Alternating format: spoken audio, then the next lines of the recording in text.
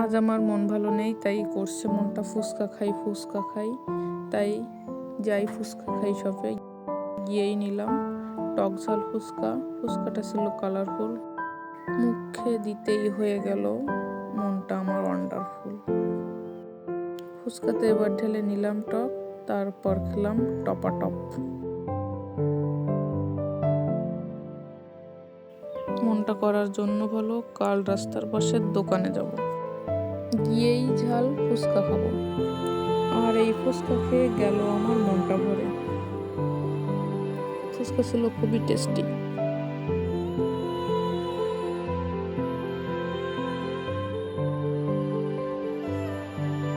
এবার নিলাম ছোট ফুচকা, এটা তো ছিল সুপারহিট।